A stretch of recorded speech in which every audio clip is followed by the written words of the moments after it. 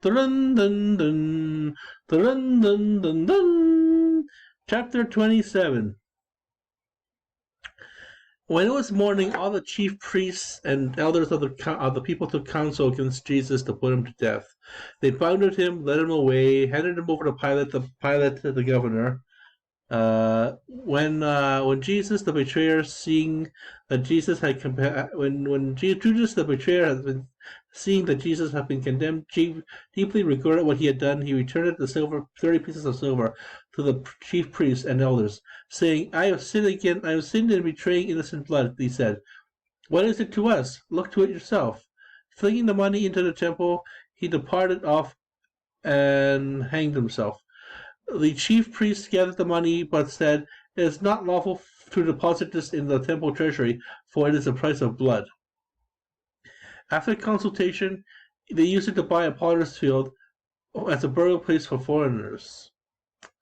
As a burial place for foreigners. That's why even today is called the field of blood. When it was fulfilled, then it was fulfilled what had been said through Jeremiah the prophet, and they took the 30 pieces of silver, the value of a man with a price on his head, a price set by some of the Israelis. They paid it out of the pocket. They paid it out for the potter's field, just as the Lord commanded me. Then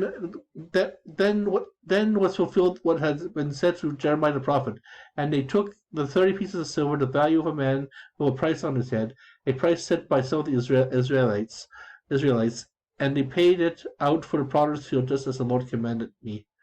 Now Jesus stood before the governor and he questioned him. "Are you the king of the Jews?" Jesus said. "You said so." Jesus said, "You say so." And when he was accused by the chief priests and elders, he made no answer. Then Pilate said to him, "Do you not hear how many things are testifying against you?" But he did not answer them one by one, so that the governor was greatly amazed. Now, on occasion, the feast of the governor was accustomed to release the crowd, one prisoner whom they wished. Now, on the occasion of the feast, the governor was accustomed to release to the crowd one prisoner whom they wished. And at that time they had a notorious prisoner called Jesus Barabbas. So when they had assembled, Pilate said to him, "Which one of you do you want me to release, Jesus Barabbas or Jesus called Messiah?" For he knew that it was out of envy that they handed him over. While he was still seated on the bench, his wife sent him a message. "Have nothing to do with that righteous man. I have suffered much in a dream because of him."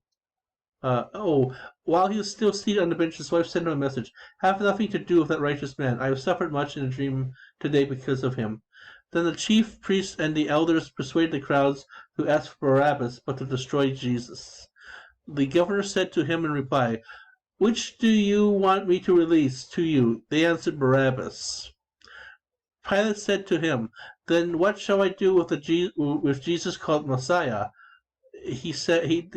They all said, "Let him be crucified." But he said, "Why? What evil has he done?" They only shouted the louder, "Let him be crucified." When Pilate saw that he had not succeeded at all, but that a riot was breaking out instead, he took water and washed his hands in the sight of the crowd, saying, "I am innocent of this man's bloods. Look to it yourselves." Then the whole people said in reply, "His blood be upon us and upon our children." Then he released Barabbas to them. After he had Jesus scourged, he handed him over to be crucified. Then the soldiers of the governor took Jesus inside the Praetorium and gathered the whole cohort around him. They stripped him of his clothes and threw a scarlet military cloak around him. Weaving a crown of thorns, they placed it on his head and a reed in his right hand. And after kneeling before him, they mocked him, saying, "Hail, King of the Jews!" They spat upon him, and he took the reed and kept striking him on the head. Then, when they had mocked him, they stripped him of the cloak, dressed him in his own clothes, and led him off to crucify him. As they were going out, they met a Syrian named Simon. To this man they pressed into service to carry the cross. They met a Syrian man named Simon. This man they pressed into service to carry his cross. Then they came to a place called Golgotha, which means place of the skull. They gave Jesus wine mixed with gall. But when he had tasted it, he refused to drink. After they had crucified him, they divided his garments by casting lots.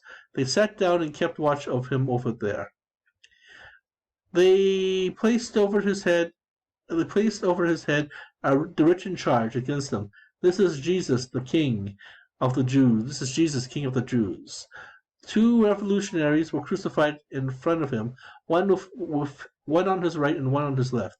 Those passing by reviled him, shaking their heads, by saying, "You who will destroy the temple and rebuild it in 3 days, save yourself if you are the Son of God, and come down from the cross." Likewise, the chief priests with the scribes and elders mocked him and said, "He saved others, he cannot save himself. So he is the King of Israel. Let him come down from the cross now, and we will believe him. He trusted in God. Let him deliver now if he wants him. For he said, 'I am the Son of God.'" The revolutionaries who were crucified with him also kept abusing him in the same way. From noon onward, darkness came over the whole land until 3 in the afternoon. And about 3 o'clock, Jesus cried out in a loud voice, "Eli, Eli, lema sabachthani, which means, my God, why have you forsaken me?" Sabachthani.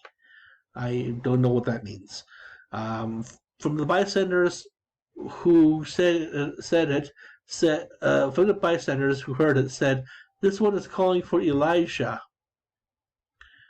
Immediately, one of them rang to get a sponge. He soaked it in wine, putting it down on a reed, and he gave it to him to drink. But the rest said, "Wait, let's see if Elijah comes to save him." But Jesus cried out again in a loud voice, and gave up his spirit. And behold, the veil of the sanctuary was torn from top to bottom. The earthquake rocks were split. The tombs were open, and the bodies of many saints who had fallen asleep were raised. And coming forth from their tombs after his resurrection, they entered the holy city and appeared to many. Zombies?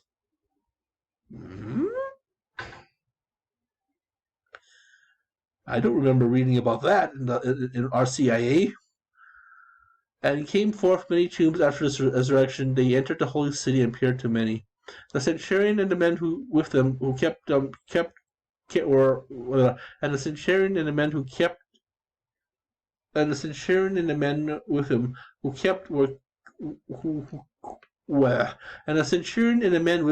were keeping watch over Jesus feared greatly when they saw the earthquake and all that was happening, and said, "Truly this was the Son of God." Let's see, zombies and earthquakes. That's scary. That's some scary shit right there, man. There were many women there looking on from a distance who had followed Jesus from Galilee, ministering to him.